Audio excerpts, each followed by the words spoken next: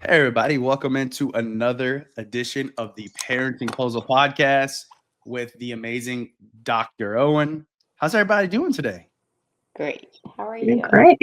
I'm doing wonderful. It's different today because we usually record on Mondays. I'm putting you behind the curtain a little bit. We usually record on Mondays, but today's Friday. So I'm like, yay. Yeah. So, Yay! yeah. So TGIF. And look, if you're here and you're stopping on this podcast, maybe you're listening to it on Spotify or on YouTube or anywhere our podcast is at. It's all over the place. Don't scroll. Keep listening because I think we have a really awesome podcast today Yeah. with a really awesome guest. Our guest today is Brandy. Brandy is a great friend of mine. We met on another social media platform, and we've become like family. And it's a little bit of a different episode today, right, Dr. D? Mm-hmm. Because typically we have parents who are like more in the season of life, like me and Dr. D are, where you have small kids and you're dealing with trying to get a kid to brush his teeth or listen or eat their meal or something like that. But it's important to realize that every single stage of parenting has challenges, Mm-hmm. right? And everybody's journey is just a little bit different. And my friend or family member Brandy is in a situation now in her parenting journey where her kids are grown, and that's presenting different challenges, right? Mm-hmm. And I bet you there's a lot of parents that listen to this podcast, or maybe haven't yet, but will now. Thanks, Brandy. Um, that are in a similar situation, right? And that's the whole point of the podcast. The whole point of this podcast is to make parenting just a little bit easier. Like we know Dr. D's famous catchphrase that she's going to put in all her books now is parenting is hard, full stop. And it doesn't matter what season of parenting you're in. You could be a grandparent, you could be a new mom and dad. There's challenges throughout the whole time, right? Mm-hmm. So, with no further ado, Brandy, I'll turn it over to you. If you can introduce yourself, share anything about your parenting journey that you want to share. You could be as vulnerable as not vulnerable as you want to be. But I'm Right. gonna turn the floor over to you. Okay. So my name is Brandy, and like you said, I met Jake on another platform, and we started as friends, and now have become family. Matter of fact, I'm going out to meet him in a couple weeks, in Yeah, person. So I'm Dr. excited D, about isn't that. that crazy? We got to That's meet in a awesome. week. I know. Yeah. I'm still trying to find a way to meet Dr. D. We're gonna make it happen one day. So, just a little bit about my story. So I have grown children. I have a 29-year-old daughter, and I have a 22. He just turned 22-year-old son. He turned 22 this week. And as I was talking to Dr. D, I guess, I honestly think that this season of parenting, of adult kids is way harder than when I was parenting, smaller kids. I found that, my knees have hit the floor in prayer, way more now than they ever did whenever they were smaller, because when they're smaller, we can kind of guide them. We can tell them no, we can limit what they do. But as an adult, we kind of we lose control over that, right? I mean, uh the only thing that we can really do is hope that we've equipped them the best that we Mhm. could, and just pray that they find their way, right? So that's, I guess, kind of the challenge that I'm seeing. I haven't really had a whole lot of issues with my daughter. She's been very, very a responsible person, and I'm not saying that my son's not responsible, Mm-hmm. but I've had a little bit more challenge with him. Mm-hmm. He we So just to kind of as a backstory, I was in a narcissistic marriage for 20 years, and it was tough on all of us. And I was staying for what I thought I was staying for the kids that whole time, and I was miserable. And we did everything. I did everything I knew to do to try to change the situation. Counseling and church and prayer and all the things, but I just realized after finally, my ex-husband now got up in the middle of one of our counseling sessions, cussed out the counselor and walked out and left me there with no ride. She said, "You've got to get out of this relationship." But, I was scared because every time I would try to leave at that point, I would get, threats of him committing suicide. And he knew how to push my buttons and knew how to get me to stay. And it was actually my son, my 16-year-old son, because, you try to hide those things from your kids, but, when things are like that, it's nearly impossible. He wasn't just bad to me, but he was bad to them as well. And as a matter of fact, my daughter doesn't even have a relationship with him anymore. And my son barely has a relationship anymore. And that's just because, he says that he doesn't want to have any regrets, he doesn't want to completely cut him out of his life, but he doesn't want really him in his life a whole lot. So, I had, gone to go, and it was really my son who kind of brought on the revelation that, I was, I don't even remember what it was about. It was always something. Went to go pick him up from school one day, and my son could tell that I was upset and had been crying. And my son said, why do you do this to yourself? And I said, what do you mean? He's like, I can tell that you're upset. Something's happened or whatever. And, he said, you've got to stop doing this to yourself. He said, you've got to do something. He's like, not only are you miserable, but I'm miserable. And that was like an aha moment, right? I was like, here I am staying in this horrible situation because I thought I was doing the best thing for him. But by that time, my daughter was already out of the house. But so it was just me and him. And he said, I'm miserable too, and it was like, wow, I think that I caused more harm than I did good by staying, right? And we talked about the whole, every time me leaving, him threatening to commit suicide, and my son as a 16-year-old, it's kind of humbling to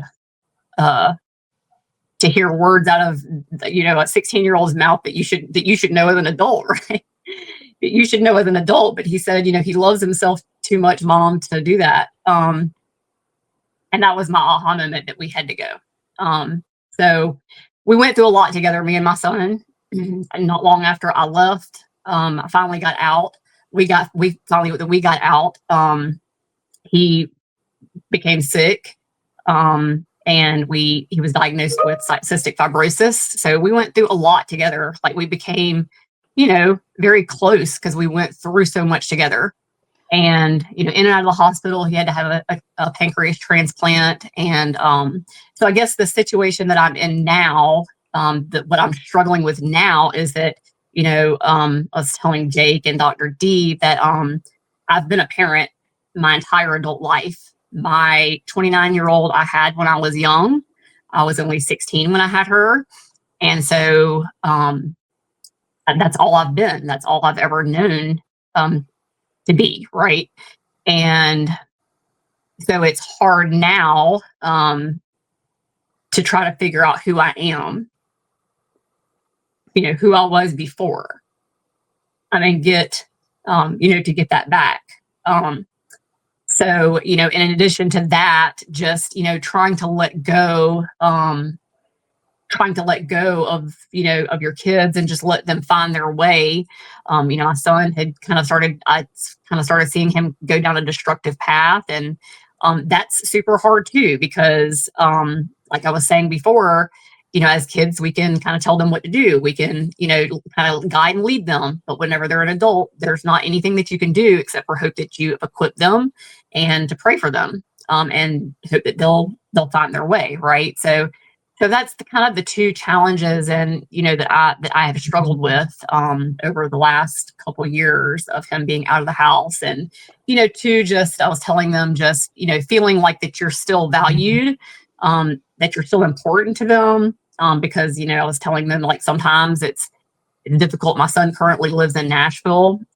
He's a traveling welder, so I don't get to see him a whole bunch. And I typically hear from him when he needs something, not when, it would just be nice sometimes to get a call. And me and my son have had this conversation. It'd just be nice sometimes to get a call that just says, "Hey, I love you," or "Hey, I'm thinking about you," or whatever, rather than just calling me or texting me when he needs something. So that's been, my challenges over the last, several years. So it's just tough. Yeah. Thank you for sharing all that, Brandon. Yeah. Thank you for sharing. I want to at least hit on this point, Dr. D. That was a lot of vulnerability, and we appreciate you sharing that. But at one point in the story, you were talking about how your son was miserable, you were both miserable, and we had this epiphany, and then you left that situation. But you said something that was interesting, and I want Dr. D to address it. I can't really address it, but Dr. D maybe can. You said you did more harm than good by staying. Like, you were staying because you thought that was best for the kids. And I just want to say, I commend you. You did the best you could in a bad situation. And as parents, we're not perfect people. Like, we're just like, I was in a similar situation before in my life, like, as you know, right? So like, we are just trying to do the best we can, and there's no guidebook. So I hope you could give yourself some grace with that. Yeah, I do. And I'm very, very thankful that I was such a positive influence in my kids' lives. That they didn't pick up some of that very, very bad behavior that they saw. Yeah. Jake, it's funny that you brought that up, because I felt that too, Brandy, when you were saying that. And my thought is, like, hindsight is 20/20, right? Yeah. Like, you don't know what the other side is till you get there, and it can be really scary to jump, right? Because it's like the devil you know versus the devil you don't know, right? And sometimes it's easier to just know your pain and keep going along that path than risk an unknown pain.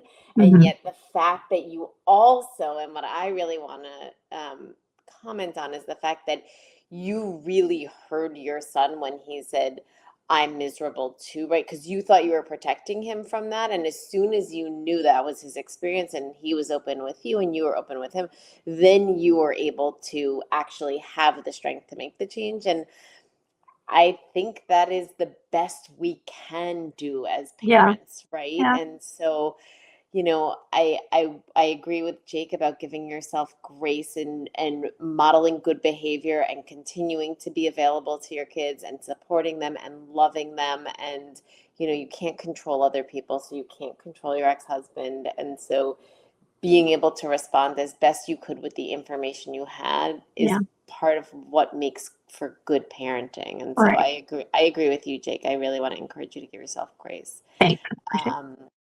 Of course.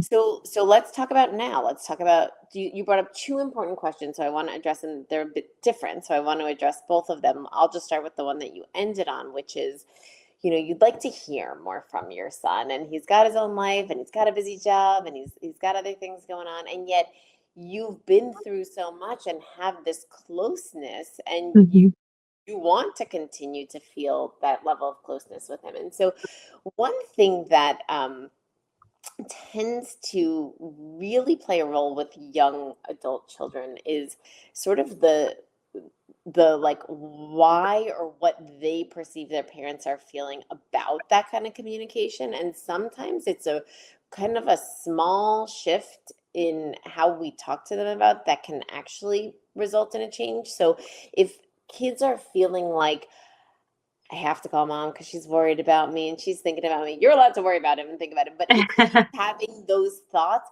then there is a sort of a different emotional experience for him about, "Oh, do I want to call her? I'm going to have to reassure her," versus like, "Hey, I just want to like tell me two cool things about your week. I just want to hear something funny that you heard, or something cool that you learned, or something you're feeling proud about. Like, I just want to hear some of the good stuff, because I love hearing that stuff from you." And kind of flipping it around from like, and we do worry about our kids, but when they experience it as worry, it can sometimes have like a more of a repellent response from them. And when they experience it as care, which actually is really what we are feeling and wanting to do, and they experience it as connection, it feels a lot less fraught a lot of times, and they don't feel like they have to come with like, oh, I got to have the energy to like reassure you about this and go through that. And that can actually increase willingness. It's not a guarantee, it's not 100%, but kind of around when we talk to them about like, shoot me a text of something funny you heard this week, or Right.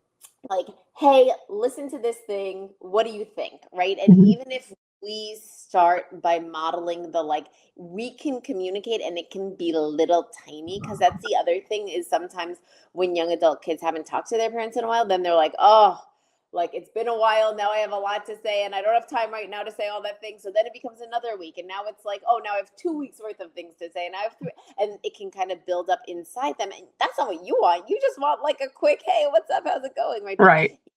own heads, it can grow into something bigger that feels overwhelming. And then if they don't have the time or the energy, they might then avoid doing the thing. And so if you model like little interactions as being satisfactory, even just shooting a quick like, hey, saw this thing, made me think of you, hope you're having a good day, and then not even asking a question, so you're just like letting it land there, Mhm.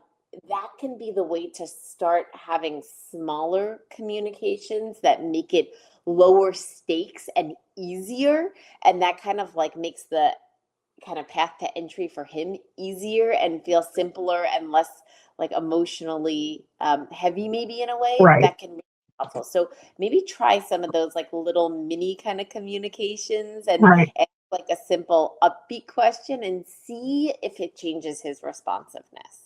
Yeah, that's great. Okay, so Great. that's I yeah, had a Jake. quick question. Great.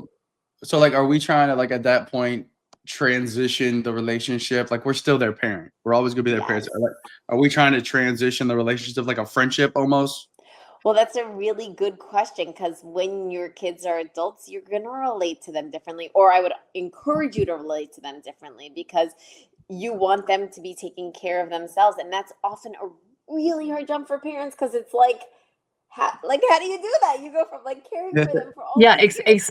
especially in my situation Of because course. of the fact that he has cystic fibrosis. Of Like course. it's a huge burden on. It's not a huge burden on me. It's a huge, you know, weight that I Energy effort. carry. Totally. And Yeah. that goes without saying, Brandy. Like Yeah. your circumstances are heavier for sure. And the amount of care and maybe the amount of time that you're going to offer that care is going to be a different timeline from a family where the child does not experience any kind of major illness or condition that's chronic and that they're carrying with them. So that's for sure true. And to Jake's point, like the more the relationship becomes an adult relationship where you are kind of relating more about like, tell me what you're doing, tell me something you learned, what was cool about that job, what stunk about that job, like less about caring for and more about caring about, Mhm. you might find that he's more receptive to that, because that is kind of how we start to transition, and it helps parents' brains transition. Like literally, Mhm. it helps our wiring kind of change, Yeah. which is cool. Mhm. And it helps kids' brains transition, because then they are kind of getting into the driver's seat. Mhm. And for some families, that's a really slow process, especially when there are other factors involved.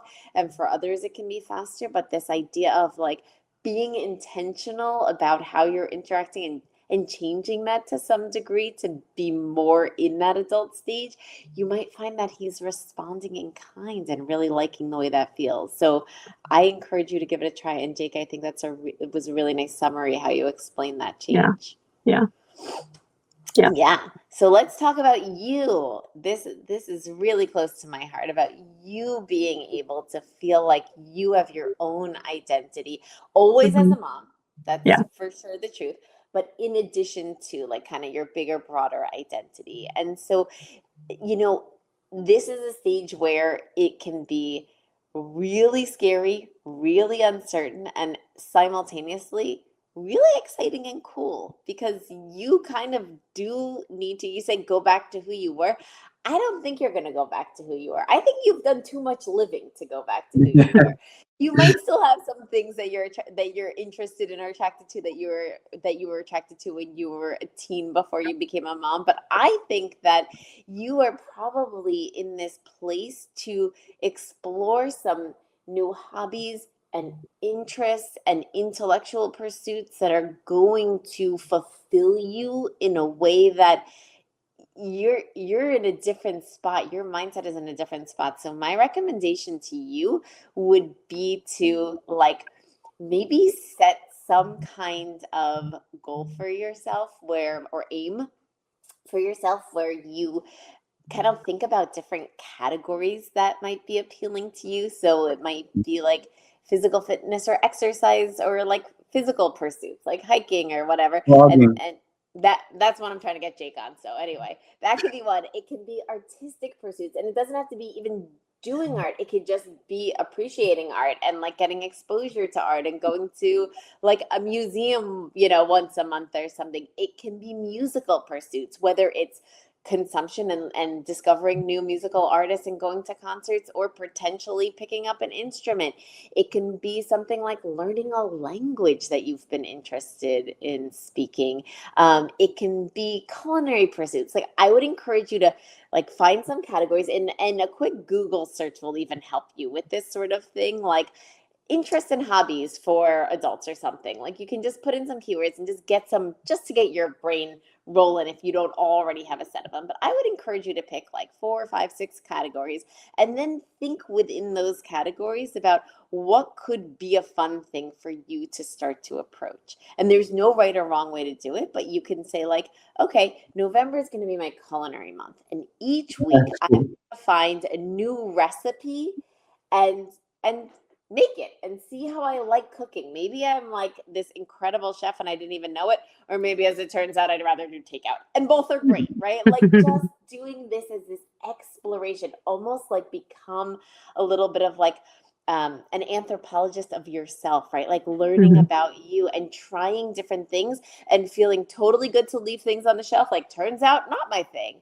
Or finding that there's something that you end up unsuspectingly really loving. Like maybe one month you decide to go to some sporting events and you find that the community and the vibe at sporting events is like super fun for you, and you get really into following a team, and that becomes something that you really get excited about, and you can potentially find a whole community of people who love watching that team, and then you like go watch together. And so this idea of just being able to explore these different things that could potentially be fun, interesting, fulfilling, and engaging for you, and then almost like thinking about going to a restaurant and trying different dishes, like just trying them out and seeing, do I gravitate? Do I want more? Is this enough? Do I like it okay? Do I not like it at all? And then just playing around with these kinds of things and seeing form community, where you form connection, and the things that make you feel good about you. Because one of the things we know about pursuing our personal interests and hobbies is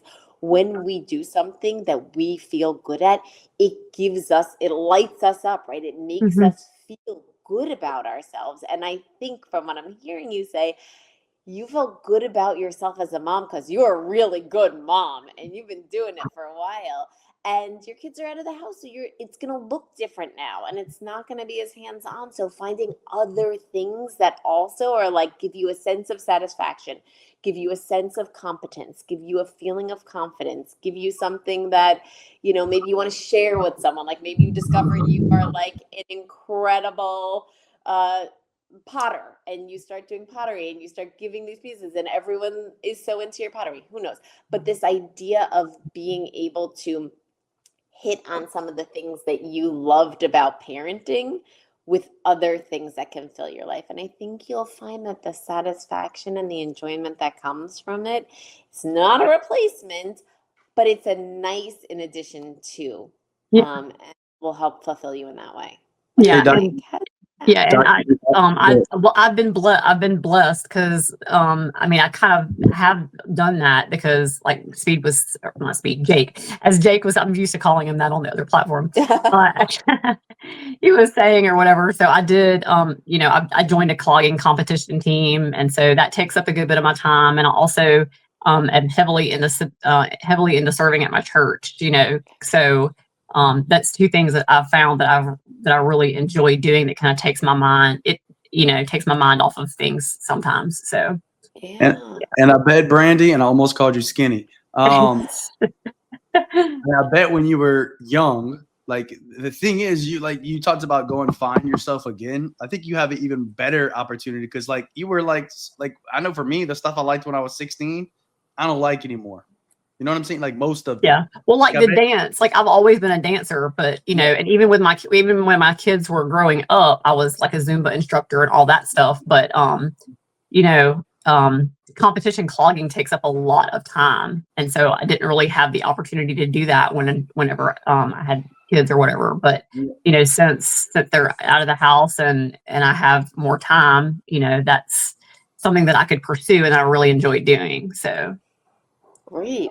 And it can even be as simple as like making a commitment to yourself to, you know, as you're doing the dishes after dinner, like putting on a couple great songs and rocking out, you know, and it doesn't even have to be like taking a class or teaching a class or anything formal. It can just be like dancing for the pure joy of it in your living room, right? And just give yourself that experience because that's going to help you feel connected to yourself because that's a part of you that's important.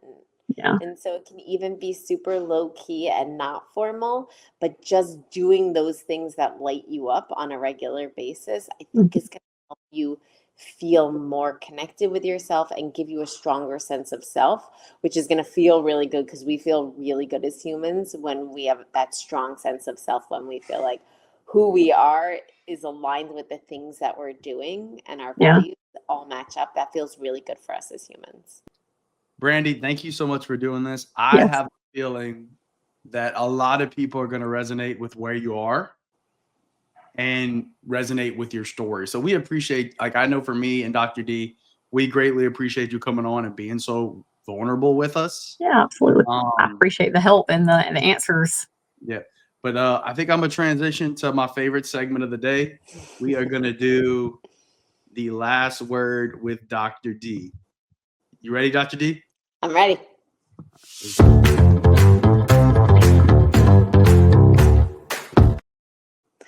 So unique challenges come with having an adult child compared to a younger child or an adolescent. And so a couple of things to keep in mind is when you're not getting as frequent communication as you would like, try spinning it towards the positive, asking your kids about something funny or interesting that they learned, if they can teach you something, kind of putting them in that more adult role, they might resonate better with that. And if it's been a long time since they talked to you, they might be stressed about having the catch up be something long. And so by you modeling and explaining, hey, I just want to catch up. Do you have 5 minutes? You know, giving them that opportunity to keep it short and sweet, to keep it about something interesting or fun or cool and not about things that you're concerned or worried about. There's more time for that. But the more you get the ball rolling with the communication, the more frequent it gets, you're going to be able to get all those answers and all that information. And if you're in a position where your kids have kind of grown and are doing their own thing, and parenting has been a huge part of your identity in your life, a great way to start figuring out how to fill that space is to explore potential interests. Give yourself permission to like or not like those things. But if they do resonate and they do land and you are having fun doing them, expanding upon those and giving those the opportunity to kind of fulfill you in a similar way to parenting by giving you a sense of satisfaction, by being rewarding, by giving you successes and wins that you had gotten when you were parenting younger kids, so that you're kind of feeling those really important feelings on a regular basis through the new activities or pursuits you're doing. So basically she's saying try clogging. Try clogging. Or, you know, whatever floats your boat. But Brandy, Brandy, thank you so much for doing this. You did amazing, which I'm not surprised. You crushed it. This is one of our better podcasts. It was just open. I think people are going to really be drawn to you like they are everywhere. So if you like this podcast, I have to say this before we wrap up. If you like this podcast, go follow Dr. D, watch the podcast, like it, share it, tell 10 people about it, 20 people about it. I mean, maybe that's being greedy, Dr. D. I don't know. 50 people about it. You can find us on YouTube, find us on Spotify. You can find us on Apple Music. You can find us almost anywhere you get podcasts. You can find the Parenting Puzzle podcast. If you want to be on the podcast, reach out to us. We'd love to have you on the podcast. Also, we started a new thing where if you maybe don't feel comfortable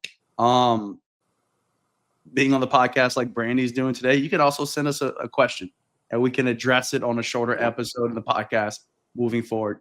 Brandy, thank you. Dr. D, thank you. I love you guys. Everybody have a great weekend. Thank you so much. Have a great weekend, guys.